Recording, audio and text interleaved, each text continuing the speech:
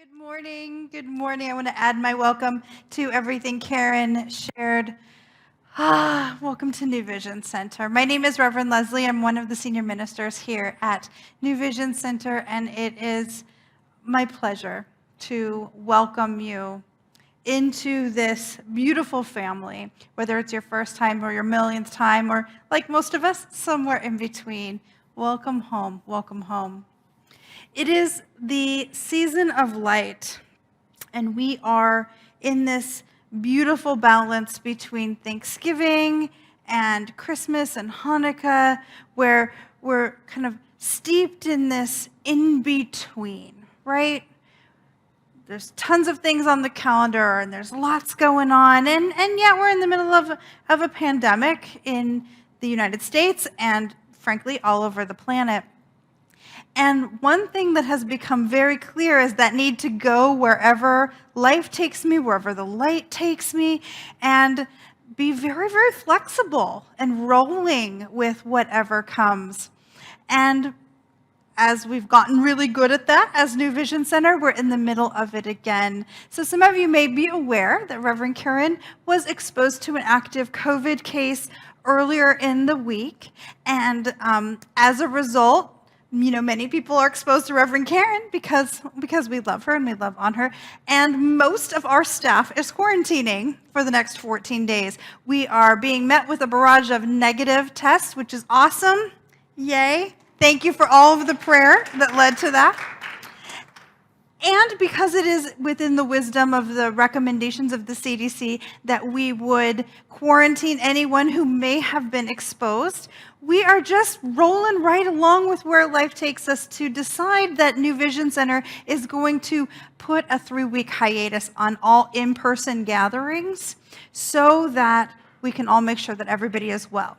So if you were intending to come to the Blue Holiday service or to one of the 8 a.m. contemplative services, we're going to put a hold on any of those in-person things, and many of them you can participate online, and Karen will share a bunch of invitations with us at the end of this service to make sure that we all stay just as connected, just as loved up, just as MVC strong as we have through this whole experience. This news may trigger you. You might be having an experience of what? Or but I was just gonna finally go to one of those things. And ooh, if it's working you, good. Not because I want you to be upset, but because it leads right into this talk today. Today, my talk is called Leaning into the Light. Leaning into the light. And as I was thinking about giving a talk today, two things were fresh in my mind. One is we're coming off Thanksgiving. And no matter what you did for Thanksgiving, odds are it is not what you would have guessed you would be doing for Thanksgiving this time last year. Gatherings were smaller or non-existent or virtual. People didn't travel nearly as much to be with family the way we normally would. And there might be some churn going on in you around that. If you were one of the beloveds that was lucky enough to get together with extended family and friends, there might be a different churn going on because, maybe your family is different than mine. But it is a rare family gathering when we get out of there without somebody saying something that managed to tick somebody else off. And if you've got some churn going on in you around something that your great aunt Mildred said about your hair, or your job, or your boyfriend, or your whatever, that works too. That works too. Take that and kind of set it aside for a moment. We're going to come back to that. The other thing that was really working in my mind was this idea that light, we're talking a lot about light this season, that light can do so many different things. When I think about the light, I tend to think of the light, just sort of this angelic, yummy feeling thing. But, just as light can be that glow of a candle or that feeling of a warm heart, you can do laser surgery with light. You can burn a retina, or You can do LASIK surgery.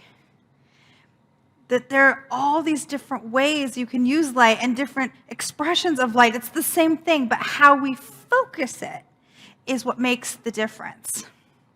So as all of those things came together, I thought, well, if we have people coming into this service who may be a little unsettled for one reason or another, we could talk about the light as the remover of obstacles. Like, scooch over, Ganesh. We're moving in on your turf here. The light can remove obstacles, pain, suffering. But it can also, on the other side of things, it can also nurture. When you think about being in like a Taizé service with those warm glowing candles and that open-hearted feeling. So what if we did both? What if we talked about leaning into the light to remove and leaning into the light to nurture? So that's what we're going to do today. That's what we're going to do today. Light as remover of obstacles. All right, I'm going to drop a serious truth bomb on you. Are you ready? Pain is hard. I know that shouldn't be a truth bomb, but how much of our energy do we spend trying to wiggle our way out of the idea that pain is hard? I cannot tell you how often I am meeting with a congregant or a client, and they say, okay, I've listened to Reverend Karen Lewis, and I have felt my feelings. I understand. I've listened to all her talks, and I understand that it is okay to be human and have feelings, even if I am not enjoying them right now. I've felt my feelings. Now what? You got to make it stop. I'm done with that. I did it for like 6 whole minutes, and I'm done with it. It was not fun. So what do we do? What do we do when we feel like we have experienced our feelings, we've let it kind of be in ourselves, and we're ready to let it go? How do we move from that experiential thing that we have of being in our feelings to letting them seep away? I always have this mental image that there should be just like a little river in my soul that just gently carries away anything I don't like about myself or my experience. That it's just moving all the time. And guess what, y'all? It is. It is. There's this flow of light just drifting through our beingness, carrying away anything that we don't want. The thing that we have to learn is it can't carry it away when we are holding on to it for dear freaking life, clinging to it. Water's going, we're not letting go. No, this is my pain, and I'm holding it, I'm feeling it. We do that, don't we? So let's just take a moment and try to energetically release that iron grip we have on our stories, on our pain, on what so-and-so did to us. Let's open up the door in our mind just a little bit to the idea that we can let that stream of light carry it away if we let go. If we let go. Whew. You know, my dad, my off-quoted dad, hey, Dottie, he had this foolproof way to help me be safe from the monsters under my bed. He had a magical weapon, and it always worked. Always. And you know what it was? A flashlight. He told me if he shined that flashlight under my bed, there could be no monsters there. And golly gee whiz, every time I looked after he shined that flashlight under there, what did I find? Usually a lot of dirty socks and no monsters. Why? Why does that work? Well, let's look at it from 2 different perspectives. First, let's see what Ernest Holmes says about monsters and flashlights. He doesn't quite word it like that. This is the quote that Reverend Karen Russo brought up last week, and I couldn't help but bring it up again. If a spiritual mind treatment could be seen, it would be seen as a pathway of light. All spiritually minded metaphysical practitioners, when they are treating, often experience a light about everything and feel that they are immersed in light.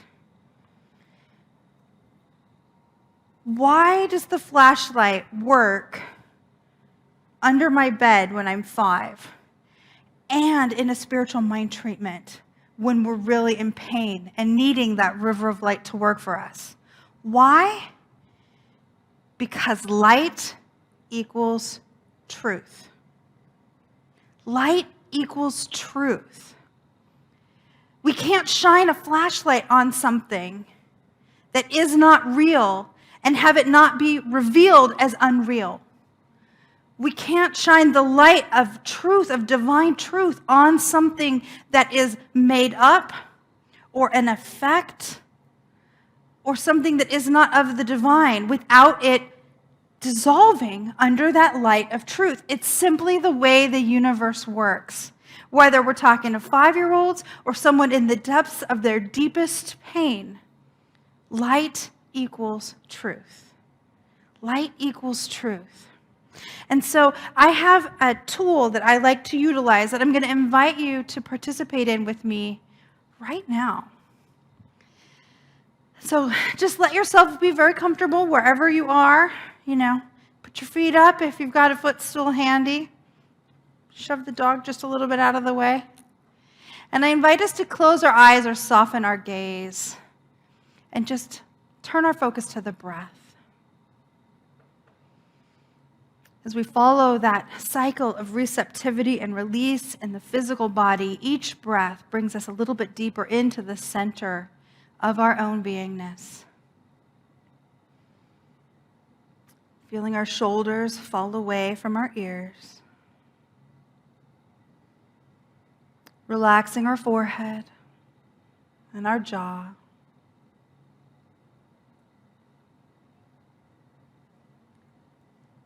And as our breath continues to slow and deepen, I invite us to allow to come to the surface of our mind the image or felt presence of something that we are upset about and are ready to release.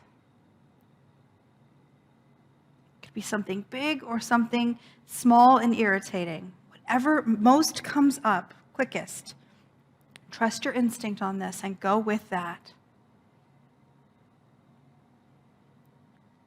And as you focus in on this area of your life that you would like to see differently, allow yourself to begin to feel the feelings that are associated with this experience. Remember that you are in the light and nothing can hurt you in this experience.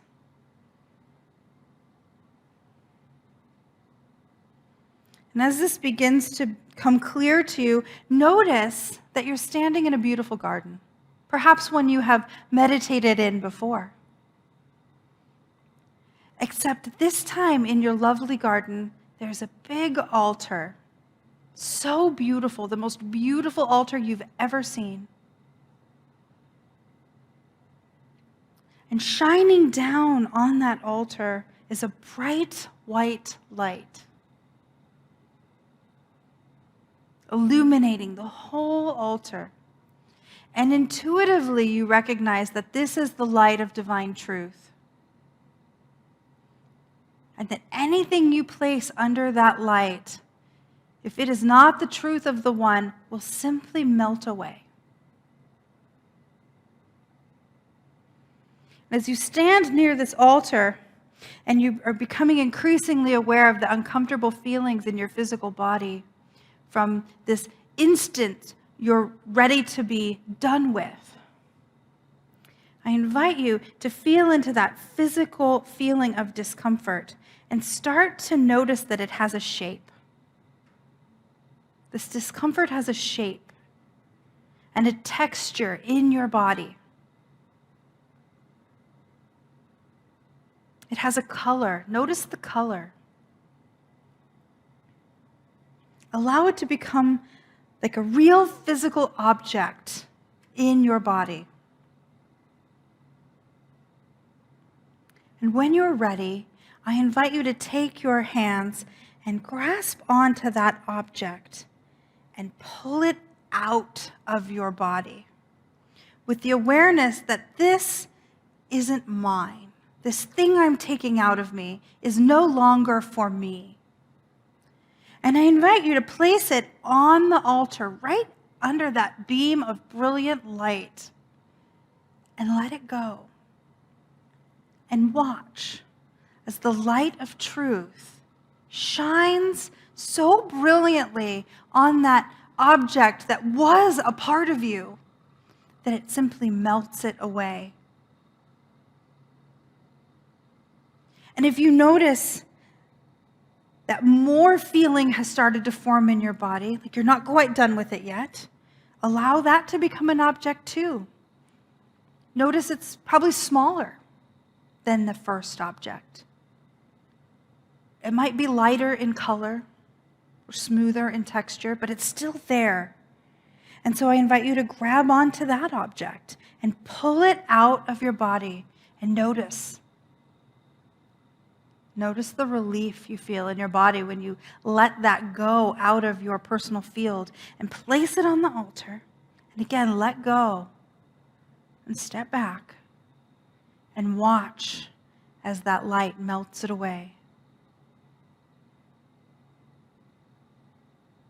You can do this process as many times as you need in order to feel the relief, the release of deciding that something no longer belongs in your physical body or in your consciousness, and letting the light carry it away, just as that river of light in our beingness always does.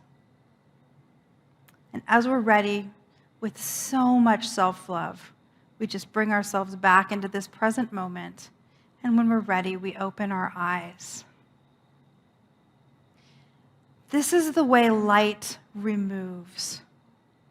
But we have to be willing to let go for it to carry our judgment away, our grudges away, our stories about our childhood, or what happened Thursday, or what that stupid cat did, or whatever. We have to be willing to let it go. Now, I have a favorite story I tell about digging up a dead plant. I know, it sounds super exciting, doesn't it? So imagine in your beautiful garden, there's a dead plant. Just like these ideas we've decided to let go of. Well, I'm ready to let go of that dead plant.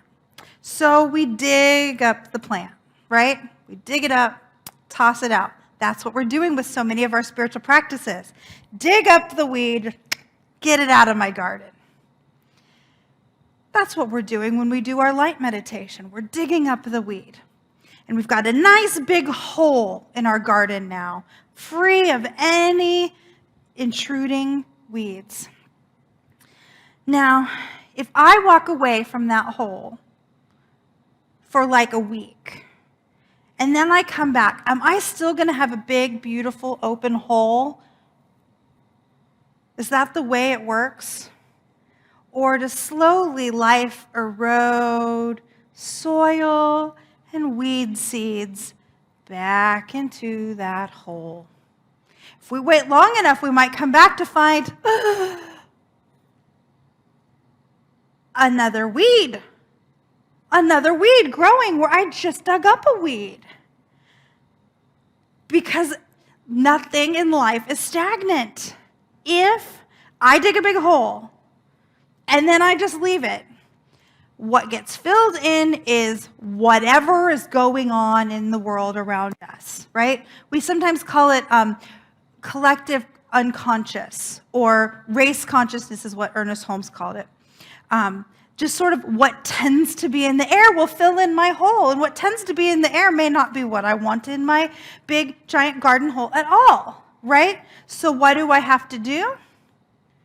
I have to decide to plant something specific in my hole before anything else can sneak in there. So that's how we do moving into the next phase of the light. We can let go of all of our hurts and all of our pain and all of our negative beliefs. But if we just leave that gaping hole open, the universe is going to fill it back up with whatever is wandering by. Flu season. I don't want to accidentally wander by the seat of flu season just because I left my garden hole gaping. No, I want to decide what goes in my special garden.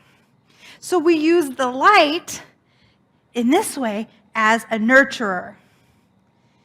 I have to know, what do I want to plant in my garden? If I just dug up not enough, not enough, not enough, not enough, not enough, I'm willing to bet there are a couple of not enough seeds hanging around in the grass over there. I better fill it. What do I fill it with? I fill it with, I am a being of light. I am a being of the one. There is no part of me that is separate from that. I am always more than enough.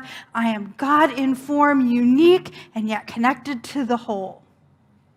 If I dug up, there's never enough, there's never enough, there's never enough, dear God, how am I going to pay the house bill? I better be in there planting, there's always more than enough. There's always more than enough. We live in an abundant universe. I'm shoveling in packets and piles of money and creativity and resources, and I get that good and planted, and I water it with a lot of what? Love and prayer and meditation. Yes, got to get that good and planted. But if we don't know what we are going to fill in that hole, then we can be stuck. We can get stuck. So this is a thing that I hear a lot, and maybe it's a thing that has lived in your consciousness too at times. I say, listen to the still small voice. And they say, how do I know if it's the still small voice of the one or just my ego telling me what I want to hear? How do I know if this thing that I'm wanting to plant is any better than the thing I just dug up? How do I know? How do I know? If only Ernest Holmes had something to say about that. It's not like he wrote very many books or anything. For you wonderful new people, he wrote so many books. And what he had to say about this is, if you listen deeply to yourself, you are listening to me. Your mind becomes illumined because I am light. Your mind knows because I am knowledge. I'm going to read it again, and I want you to really recognize that this is the divine infinite speaking directly to you. If you listen to yourself, you are listening to me. Your mind becomes illumined because I am light. Your mind knows because I am knowledge. And why? Why is this true? Because light equals truth. It equals truth when we're removing that which does not belong, and it equals truth when we are choosing a higher path, when we're choosing a deeper way to walk, when we're choosing not just to let go of the things that are fighting to get into that river, but when we jump full force, bare feet into that stream and decide to splash and play in it. It is light. We are light. This river of goodness that is always operating in us is ours. It's not something that we have to beg for. It's our natural birthright. And so I'm going to take you back into meditation for just a moment as we close our eyes and allow ourselves to drop back into that space in the heart center. And I invite you to visualize that river of light. It's running right through your garden now. And I invite you to step with your sweet little toesies right into that river of light. Go as deep as you dare and feel your physical body temple as the glow of that light starts to seep into your every cell. As your feet are warm and glowy up to your knees, that glow continues up through your hips and up to your heart center, all the way to the tip of your nose and the top of your head. And it's radiating out of you now. It's radiating out of you so powerfully that you can think about someone you love and gesture gently in their direction, no matter how far away they are. And you know that the light just radiates out to them and touches them and fills them with that same light. Your whole home, your whole family, everyone you know, everyone on the planet is this light. And I invite you to give yourself a nice hug as you let this image dissolve away, and yet still you feel this fullness of light that permeates your entire being. As we open our eyes and return to our awareness of this time and place, still that light has filled us up. And here's the secret. It was always there. All I did with both of these meditations is remind us that the light is always there. And when we lean into it, when we invite our awareness to remember, it changes how we feel. It changes how we live. And in a very real way, it changes who we are.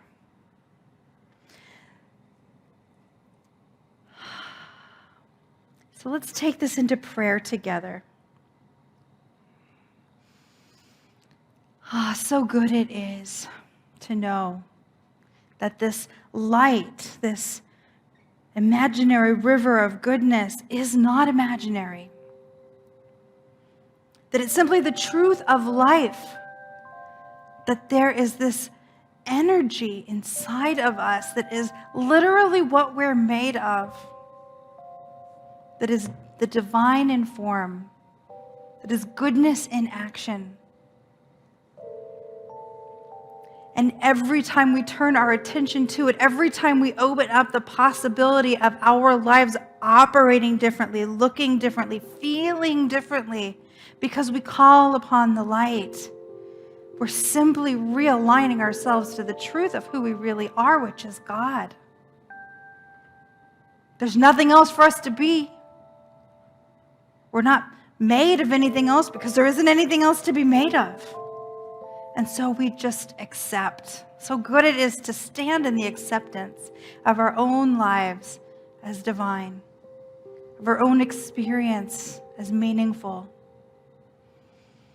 And as we feel into the truth of that light, its companion love makes itself known so beautifully in and through and as each of us,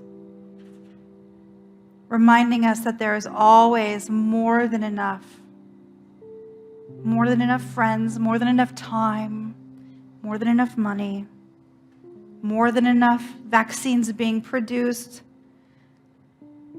more than enough ways forward that we can be soft and flexible in that light. So thankful I am for this community, for this teaching, for this opportunity to be the light for each of us. It is so good. And so it is.